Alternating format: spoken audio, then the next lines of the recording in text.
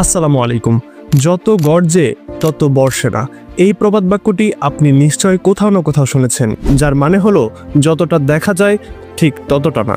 কিন্তু দুর্ভাগ্যবশত মানুষের হাতে এমন এক বস্তুর জন্ম হয়েছে যা কিনা যত গর্জে বর্ষে তার চেয়েও বেশি। বস্তুটি অন্য কিছু নয়, একটি পারমাণবিক বোমা।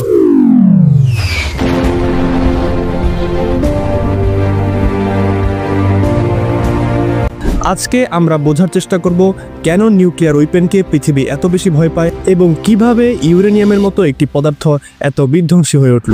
ঘটনা শুরু হয় 1942 সালে, যখন যুদ্ধে শত্রুপক্ষের শক্তি আন্দাজ করতে পেরে যুক্তরাষ্ট্র বড় কিছু করার পরিকল্পনা করতে থাকে। এর ওপর গবেষণামূলক একটি প্রজেক্ট লঞ্চ করা হয়, যে প্রজেক্টের নাম দেওয়া হয় ম্যানহাটন প্রজেক্ট। হাজারেরও অধিক বিজ্ঞানী এবং প্রায় 6 লাখ নারী এবং পুরুষ কর্মী একসাথে কাজ করেছিল এই ম্যানহাটন প্রজেক্টে। তবে যার নাম না বললেই নয়, তিনি হলেন যে রবার্ট অপেনহাইমার। মূলত তার হাত ধরেই 1945 সালে নিউ মেক্সিকোর ট্রিনিটি সাইটে প্রথম পারমাণবিক বোমার সফল পরীক্ষা চালানো সম্ভব হয়। 25 কিলোটন টিএনটি শক্তির যে মহাবিস্ফোরণটি সেদিন অপেনহাইমার নিজ চোখে দেখেছিল, তা নিশ্চিতভাবেই তাকে বলতে বাধ্য করেছিল, I am the Countess, Destroyer Pearl.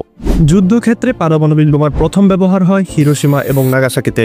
হিরোশিমাতে little boy এবং নাগাসাকিতে ফ্যাটম্যান নামে দুটি পারমাণবিক বোমা নিক্ষেপ করা হয়। শুধু প্রাথমিকভাবে এ দুটি বোমার আঘাতে নাগাসাকিতে 74,000 মানুষের মৃত্যু হয় এবং ভবিষ্যতের জন্য স্থান দুটি মানুষ এবং উদ্ভিদের বসবাসের অযোগ্য হয়ে পড়ে।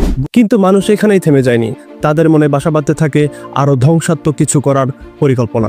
বর্তমানে যুক্তরাষ্ট্র, রাশিয়া, ব্রিটেন, ফ্রান্স, চীন, ভারত, পাকিস্তান এবং উত্তর কোরিয়ার কাছে আছে এই বিধ্বংসী পারমাণবিক বোমা, যেখানে শুধু রাশিয়ার কাছে আছে প্রায় 6,000 এবং যুক্তরাষ্ট্রের কাছে 5,000-এরও অধিক, যার মাধ্যমে পৃথিবীর যে কোনো দেশকে কয়েকবার ধ্বংস করা সম্ভব। এবং প্রতিটি বোমায় ফ্যাটম্যান এবং লিটল বয়ের তুলনায় অনেক গুণ বেশি শক্তিশালী। জাপানে আঘাত করা বোমাগুলো 15 কিলোটন ডায়নামাইটের ছিল, অথচ বর্তমান সময়ের পারমাণবিক বোমাগুলো 100 কিলোটন ডায়নামাইট ক্ষমতাযুক্ত। 1963 সালে পার্টিয়াল নিউক্লিয়ার ব্যান চুক্তি এবং পরবর্তীতে এনপিটি এবং নিউ স্টার্টের মতো চুক্তিগুলো সামনে আসে এই নিউক্লিয়ার ওয়েপেনকে ঠেকাতে। কিন্তু একটি কথা সবসময় সত্য, নিষিদ্ধ জিনিসের প্রতি মানুষের আকর্ষণ বেশি থাকে চলমান বৈশ্বিক উত্তেজনায়, যা আরো সুস্পষ্টভাবে আমাদেরকে ইঙ্গিত দেয় পারমাণবিক বোমা কোনো খেলনা বস্তু নয়। ইতিহাসের পাতায় এমন কোনো প্রাকৃতিক দুর্যোগ আসেনি যা কিনা গোটা মানব জাতিকে ধ্বংস করতে সক্ষম, কিন্তু দুর্ভাগ্যবশত মানুষের হাতেই তৈরি হয়েছে এমন এক অস্ত্র